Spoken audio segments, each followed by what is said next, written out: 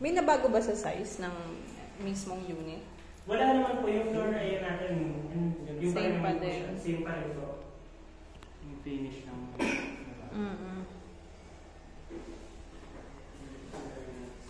Ito yung masters. Dito sa ano, ganun pa din eh. Parang ang ganda. Gusto ko yung ganyang finish na. Ito mas okay yung ganitong spacing, no? Kasi nasa pinakagilid yung... Yes po. Yun yung nakita namin, na-notice namin na parang, medyo magiging problem to sa mga magiging owner. Totoo. Tapos na doon yung drain na din.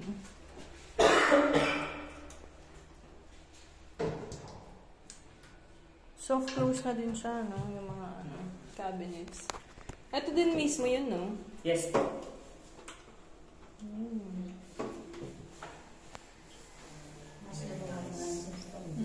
Wala na yung mga beams pala. Yung pala yun. Ganda. Para pati dito. Linis. Wala ka makikita. Oo, dito din yung ganon. Ang kanto. Ito, parang sana ganyan din lahat. Yes po. Ganyan po lahat. Unlike sa model unit, sobrang May box. haba po eh. Mahaba. Ito malayo na sa akin. Yung sa model unit dito ka lang. Opo. Mataas kasi si Sir eh. Kaya Nakakatakot pagka model.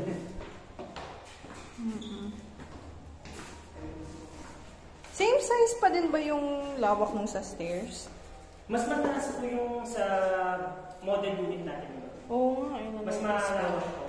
Pero ito po talaga, originally po, yung nasa front po talaga is 80 lang po talaga. Pero po, on the Black 11, kasi napansin po namin, notice namin na parang medyo baka maliit.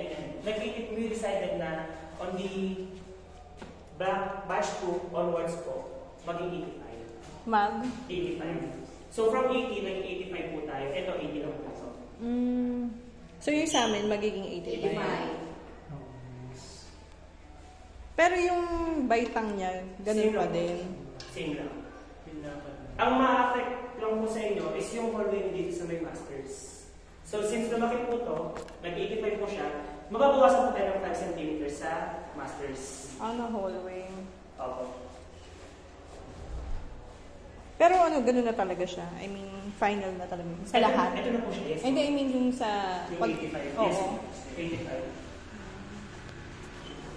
Pero hindi naman siguro ganun kasikip yung magiging hallway ng Ay, hindi naman masters. po siya. Hindi po siya magiging masikip. Na-check na po namin sa other units. Maluwag pa rin po siya. Check ko nga yung service area. Ito yung service eh. Ito hindi ito. Naka-ano pa naman siya. Yung sa model, naka-frost siya. Pero dito, clear Hindi po. lang. Opo, clear po siya.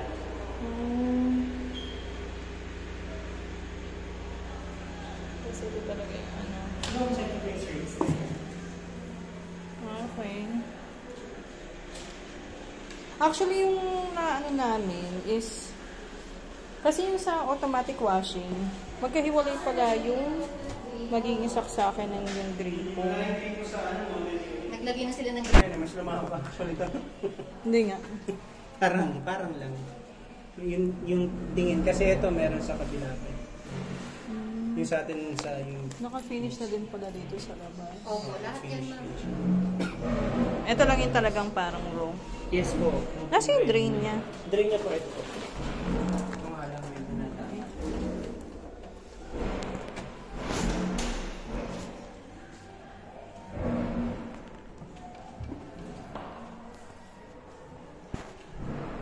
Mga kapal, ano naman yung mga walls eh. So, kahit mag-ingay siguro yung kabila. Ayun naman sir, di ba na-adjust?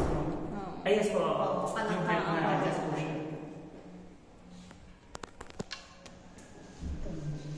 Kung sakali maingay yung kabila, hindi naman siguro rinig, no? Kasi makapal naman yung walls. Kahit common siya.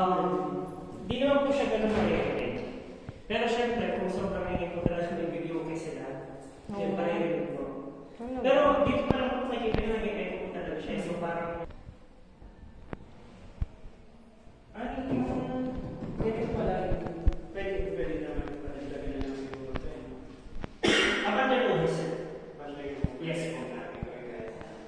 Partner po.